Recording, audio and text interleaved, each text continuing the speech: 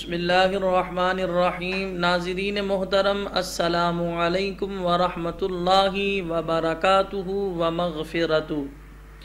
آپ دیکھ رہے ہیں پروگرام فیضان اعتکاف۔ اس پروگرام میں ہم آپ حضرات کے سامنے اعتکاف کے فضائل اور شرعی مسائل بیان کریں گے۔ آپ سے گزارش ہے ثواب کی نیت سے ویڈیو کو پورا دیکھیے گا، اور آپ سے گزارش ہے اپنے دوستوں احباب کو ویڈیو دیکھنے کی ترغیب دلائیے گا۔ انشاءاللہ بے شمار معلومات آپ حضرات کو حاصل ہوگی۔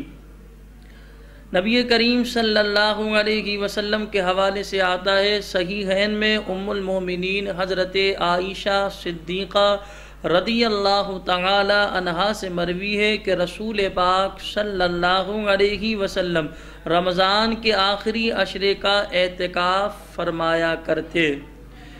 اسی طرح جو ہے ابو داؤد انہی سے راوی کہتی ہیں کہ معتکف پر سنت یعنی حدیث سے ثابت ہے کہ نہ مریض کی عیادت کو جائے، نہ جنازے میں حاضر ہو، نہ عورت کو ہاتھ لگائے اور نہ اس سے مباشرت کرے، اور نہ کسی حاجت کے لیے جائے مگر اس حاجت کے لیے جا سکتا ہے جو ضروری ہے، اور اعتکاف بغیر روزے کے نہیں، اور اعتکاف جماعت والی مسجد میں کرے۔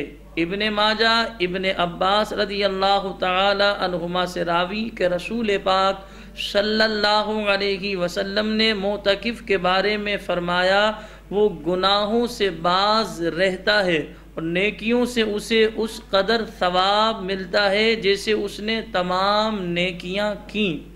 بیہقی امام حسین رضی اللہ تعالیٰ عنہ سے راوی کہ حضور اقدس صلی اللہ علیہ وسلم نے فرمایا، جس نے رمضان میں 10 دنوں کا اعتکاف کر لیا تو ایسا ہے جیسے 2 حج اور 2 عمرے کیے۔ تو ناظرین محترم، یہ کتنی فضیلت کی بات ہے، سعادت کی بات ہے کہ انسان اللہ تبارک و تعالی کی رضا کے لیے اعتکاف کرے۔ تو اس پروگرام کے توسل سے ہم آپ کو یہ میسیج دے رہے ہیں، یہ پیغام دے رہے ہیں، اگر آپ کو سہولت ہو، آسانی ہو تو اللہ کی رضا کے لیے اعتکاف کیجئے۔ یہ سعادت مندی ہے کہ حدیث میں آیا اعتکاف کرنے والے کو 2 حج اور 2 عمرے کا ثواب ملتا ہے۔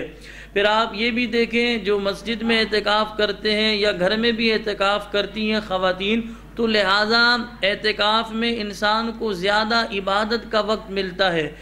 اسی طرح جو ہے اعتکاف میں بندہ اللہ کی بارگاہ میں دعائیں مانگتا ہے، دیگر نوافل ادا کرتا ہے، نماز پابندی سے پڑھتا ہے، روزے رکھتا ہے، پھر اللہ تبارک و تعالی کی بارگاہ میں بندہ گریہ وزاری کرتا ہے، گڑ گڑاتا ہے، دعائیں مانگتا ہے، سربہ سجود ہوتا ہے۔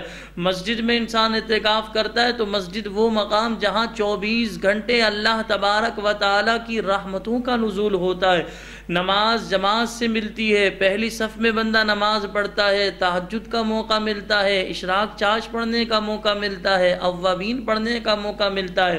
پھر اسی طرح انسان جب مسجد میں ہوتا ہے تو گناہوں سے بچا رہتا ہے، غلط کاموں سے، غیر شرعی کاموں سے بچا رہتا ہے، فلمیں، ڈرامے، گانے باجوں سے بچا رہتا ہے۔